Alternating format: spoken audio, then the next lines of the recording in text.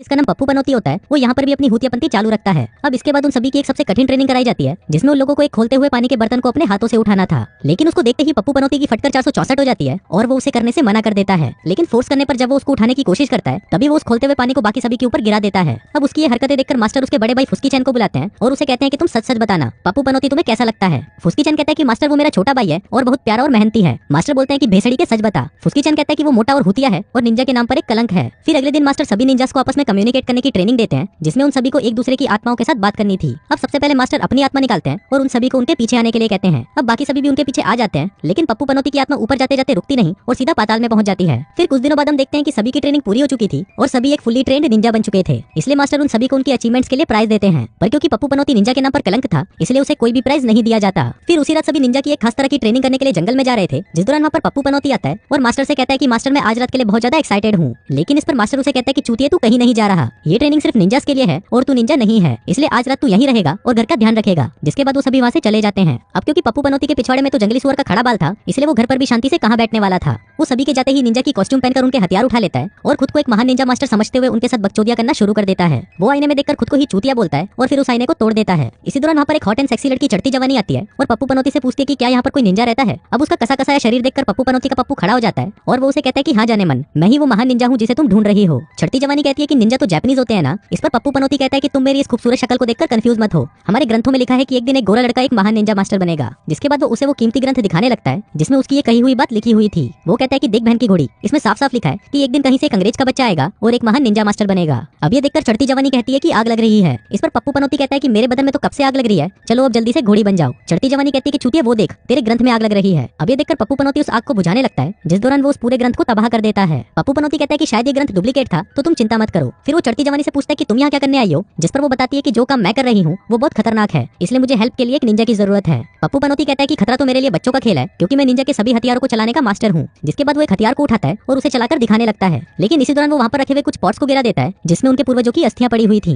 अब ये देखकर उसकी फटकर 464 हो जाती है और वो कहता है कि अगर मास्टर को पता चला तो वो मेरे पिछवाड़े में बम्बू घुसा देंगे। अब उसकी ये जबरदस्त बहादुरी और स्किल्स देखकर चढ़ती जवानी इंप्रेस हो जाती है और उसे एक एड्रेस देकर कहती है कि कल यहाँ पर मेरे बॉयफ्रेंड की कुछ लोगों के साथ मीटिंग होने वाली है, इसलिए तुम वहाँ पर जाकर पता करो कि वो लोग क्या प्लान बना रहे हैं। अभी सुनकर पप्पू पनौती बहुत खुश हो जाता है और उसे कहता है कि इस मिशन को पूरा करने में मैं आपकी मदद जरूर करूंगा। फिर अगले दिन हम चढ़ती जवानी के बॉयफ्रेंड माइकल मैकडोलैंड को देखते हैं, जो कि एक लोकल गैंग का लीडर होता है। उसने बैंक ऑफ जापान से उनकी करेंसी को छापने वाली प्लेट्स को चुरा लिया था, ताकि वो खुद ही बहुत सारे नोट छापकर करोड़पति बन जाए। वहीं पर हम पप्पू पनौती को देखते हैं, जो कि उनका पीछा करते हुए उनके पास पहुंच जाता है और छुपकर उनकी बातें सुनने लगता है। उधर माइकल को पता चलता है कि उसके पास सिर्फ एक साइड की प्लेट है, क्योंकि दूसरी साइड वाली प्लेट को दूसरे गैंग के लोग चुराकर भाग गए। अब ये सुनकर माइकल को बहुत गुस्सा आता है और वो अपने एक आदमी को मार देता है, जो कि सीधा आकर नीचे बैठे पप्पू पनौती की बोट पर गिरता है। अब ये देखकर पप्पू पनौती की फटकर हाथ में आ जाती है, जिसके बाद वो उस आदमी की बॉडी को लेकर वहाँ से भागने लगता है। इसी दौरान वहाँ पर लोकल पुलिस भी आ जाती है और पप्पू पनौती को उस मरे हुए आदमी के साथ देखकर उनको लगता है कि साला यही खूनी होगा। जिसके बाद वो उसको पकड़ने के लिए उसके पीछे आने लगती है, लेकिन तभी पप्पू पनौती कचरे के डिब्बे में छुपकर उनको चकमा दे देता है। अब जब ये बात मास्टर को पता चलती है तो वो पप्पू पनौती पर बहुत गुस्सा करते हैं और उसे कहते हैं कि हुतिया तेरी वजह से ही उन पुलिस वालों को लगता है कि निंजा मर्डरर्स हैं। पप्पू पनौती कहता है लेकिन मास्टर मैंने तो किसी को नहीं मारा, मैं तो सिर्फ उस लड़की की मदद कर रहा था। मास्टर कहता है कि भोसड़ी की उस लड़की को घोड़ी बनाने के लिए इतना भी ज्यादा पागल मत हो जाओ कि अपने दिमाग को ही चलाना बंद कर दो। अभी फुस्की चैन ने उसके हॉस्टल में फोन किया और हमें पता चला कि वहाँ पर चढ़ती जवानी नाम की कोई भी लड़की नहीं है। पप्पू पनौती कहता है कि फिर तो वो लड़की जरूर मुसीबत में होगी, इसलिए मुझे बेवर्ली हिल्स जाकर उसकी मदद करनी होगी। अभी सुनकर मास्टर को लगता है कि अगर ये हुतिया यहाँ से चला जाए तो हमारी मुसीबतें वैसे ही कम हो जाएंगी, इसलिए वो पप्पू पनौती को अमेरिका जाने की परमिशन दे देता है। फिर जाने से पहले वो उसे कुछ सोने के सिक्के देता है और कहता है कि चढ़ती जवानी की मदद करो और अपने आप को एक अच्छा निंजा साबित करो। जिसके बाद पप्पू पनौती बस में बैठकर एयरपोर्ट के लिए निकल जाता है। वहीं उसके जाते ही मास्टर फुस्की चैन को भी उसके साथ जाने को कहता है और कहता है कि तुम उसकी छुपकर मदद करोगे।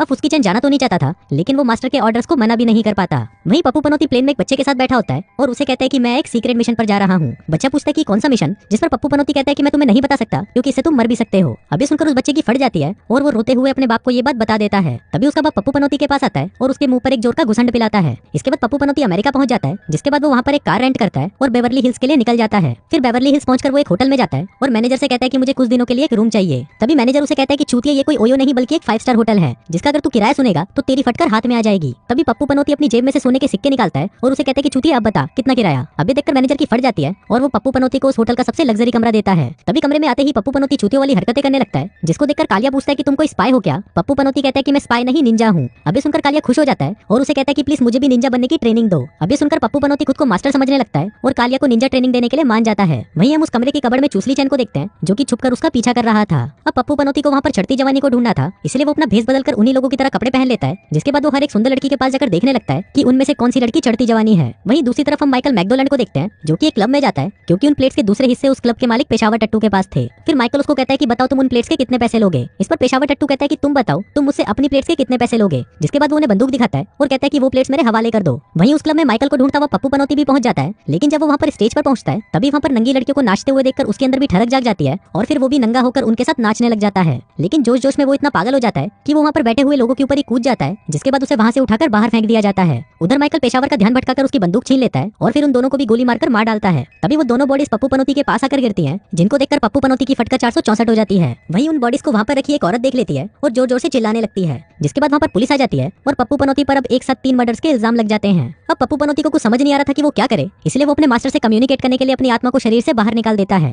जिसके बाद वो मास्टर के पास जाता है और उन्हें कहता है कि मुझे समझ नहीं आ रहा कि मैं चढ़ती जवानी को ढूंढूं कैसे। मास्टर कहते हैं कि हुतिया तेरे से कुछ नहीं होगा, तू घर आ जा। तभी पप्पू पनौती को एक आइडिया आता है और वो कहता है कि मैं पिछले साल की BMW गाड़ी के परचेज देख लेता हूँ क्योंकि चढ़ती जवानी के पास भी BMW ही थी। इस पर मास्टर कहते हैं कि हुतिया तू टेलीफोन डायरेक्टरी में भी उसका नाम और एड्रेस देख सकता है। अब मास्टर का ये आइडिया पप्पू पनौती को बहुत अच्छा लगता है, जिसके बाद वो टेलीफोन डायरेक्टरी से चढ़ती जवानी का नाम और पता ढूंढकर उसके घर पर पहुंच जाता है। फिर वो चुपके से चढ़ती जवानी के रूम में घुस जाता है और उसे कहता है कि तुम तो अपने बॉयफ्रेंड के साथ रहती हो, तो अब बता दो कि तुमने मुझसे झूठ क्यों बोला। तभी चढ़ती जवानी उसे एक लड़की की फोटो दिखाती है और कहती है कि ये मेरी बहन है जो पिछले साल गायब हो गई थी और इसने पिछले साल ही माइकल मैकडोनाल्ड से शादी करी थी। मैं यहाँ पर अपनी बहन के बारे में ही पता लगाने आई हूँ, इसलिए मैं माइकल की झूठी गर्लफ्रेंड बनी हूँ, इसलिए प्लीज तुम मुझ पर विश्वास करो। इसी दौरान वहाँ पर माइकल भी आ जाता है, जिसको देखकर चढ़ती जवानी उसे कहती है कि तुम यहाँ से चले जाओ, नहीं तो ये हम दोनों को मार देगा। अब पप्पू पनौती उसकी बातों पर विश्वास कर लेता है, जिसके बाद वो छुपते छुपाते चुपचाप वहाँ से निकल जाता है। अब उन दोनों को ही मिलकर माइकल के काम के बारे में पता लगाना था, इसलिए वो दोनों अगले दिन माइकल के एक दोस्त फोटोकॉपी के पास जाते हैं जो कि एक इंक स्पेशलिस्ट होता है। फिर चढ़ती जवानी वहाँ पर उसे बातों में लगा देती है ताकि पप्पू पनौती उसे मारकर बेहोश कर सके, लेकिन पप्पू पनौती तो निंजा के नाम पर कलंक था, इसलिए वो ऐसा नहीं कर पाता। लेकिन तभी चढ़ती जवानी फोटोकॉपी के मुंह पर एक घुसंड मारती है और उसे वहीं पर बेहोश कर देती है। अब उन दोनों को उसे सच उगलवाना था, इसलिए पप्पू पनौती उसे लाफिंग मशरूम खिला देता है ताकि वो हंसते हंसते उन्हें सब कुछ सच बता दे। लेकिन उसे वो मशरूम खिलाते वक्त कुछ मशरूम उन दोनों के अंदर भी चले जाते हैं, जिस वजह से वो तीनों ही एक दूसरे को सच बोलने लग जाते हैं। फिर फोटोकॉपी बताता है कि माइकल के पास नोट छापने की प्लेटें हैं, जिसकी मदद से वो खुद के लिए नोट छापकर करोड़पति बनना चाहता है। इसके अलावा वो ये भी बताता है कि अभी वो 10 मिनट में यहाँ पर आने वाला है और अगर उसने तुम दोनों को देख लिया तो वो हम तीनों को मार डालेगा। अब पप्पू पनौती को कैसे भी करके माइकल को रोकना था, इसलिए वो नकली मूछें लगाकर खुद फोटोकॉपी बन जाता है ताकि वो माइकल की उन नोट छापने वाली प्लेटों को चुरा सके।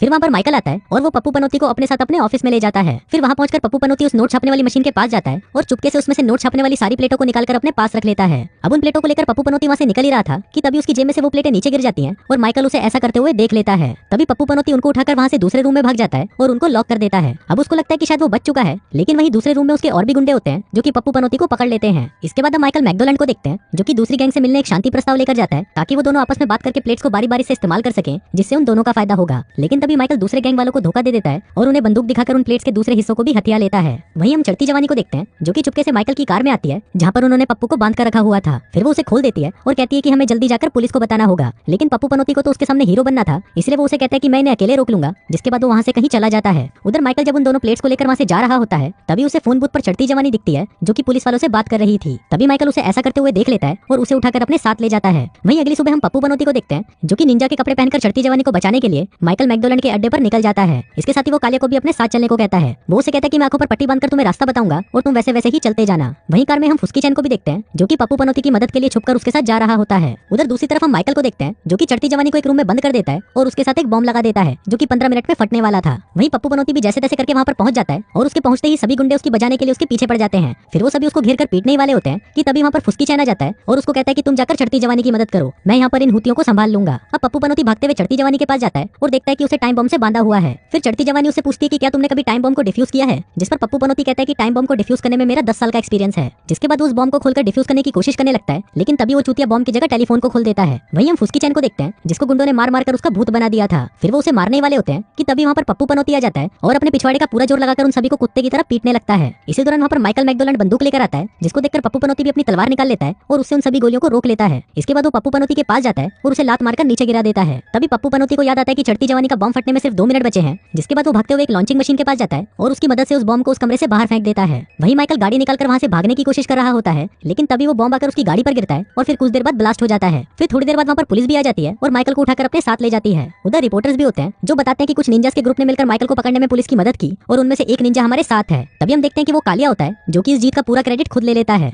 वहीं दूसरी तरफ हम पप्पू पनौती को देखते हैं हैं, जो कि चढ़ती जवानी को लेकर मास्टर से मिलने अपने गांव आ जाता है। अब उसकी इस बहादुरी को देखकर मास्टर बहुत खुश होते हैं और उसे कहते हैं कि अब जाकर तुम एक असली निंजा बन चुके हो। अभी सुनकर पप्पू पनौती बहुत खुश होता है, जिसके बाद वो चढ़ती जवानी को लेकर वापस बेवर्ली हिल्स के लिए निकल जाता है, क्योंकि अभी तो उसे वहाँ पर और भी बड़े बड़े कारनामे करने थे। और इसी के साथ ही ये कहानी यहीं खत्म हो